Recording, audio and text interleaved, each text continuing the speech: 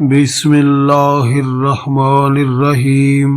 مولانا رومی رحمۃ اللہ علیہ فرماتے ہیں کہ ممبر رسول اللہ صلی اللہ علیہ وآلہ وسلم بننے سے پہلے حضور پر نور صلی اللہ علیہ وآلہ وسلم خشک کھجور کے تنے سے ٹیک لگا کر خطبہ ارشاد فرمایا کرتے تھے۔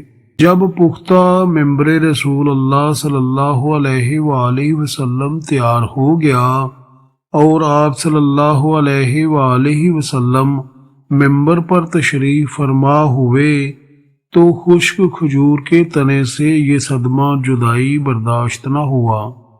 اس نے اس طرح رونا شروع کر دیا جس طرح چھوٹا بچہ ماں کی جدائی سے روتے ہوئے سسکیاں لیتا ہے۔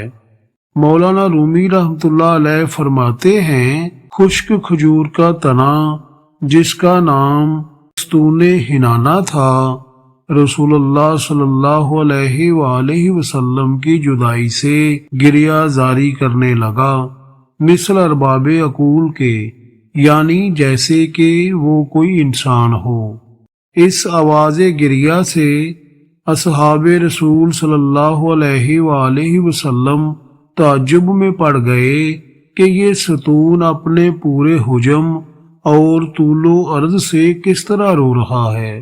آپ صلی اللہ علیہ وآلہ وسلم نے دریافت فرمایا، اے ستون تجھے کیا ہوا ہے؟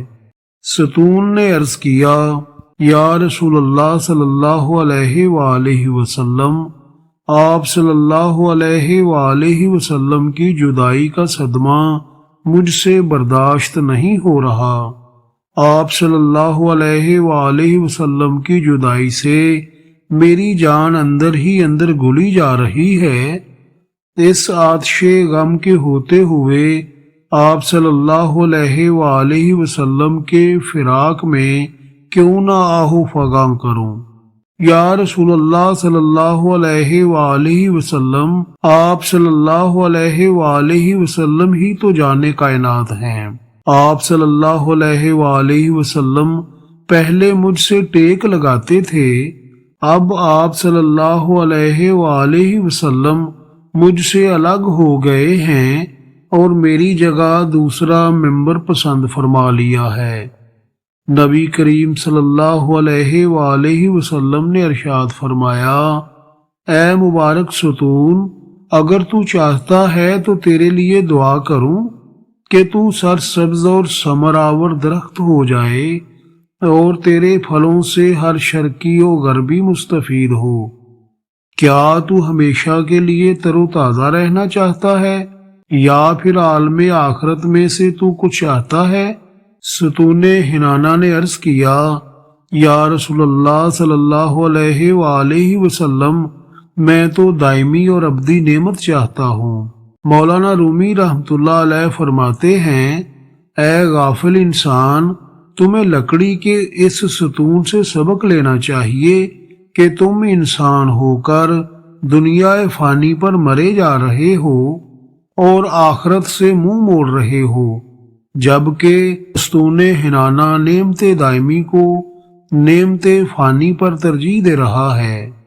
آن ستون را دفن کرد اندر زمین، تا چو مردم حشر کرد یوم دین۔ ترجمہ، پھر اس ستون ہنانا کو زمین میں دفن کر دیا گیا تاکہ روز جزا انسانوں کی طرح اس کا حشر یعنی معاملہ ہو۔ زندگی کا سبق، اگر کسی کے دل میں آقا دو جہاں نبی کریم حضرت محمد رسول اللہ خاتم النبیین صلی اللہ علیہ وآلہ وسلم کی چاہت و محبت نہیں تو اس کی زندگی بے معنی ہے اور وہ بد نصیب عالم برزخ اور آخرت میں بھی رحمت الہی سے محروم رہے گا۔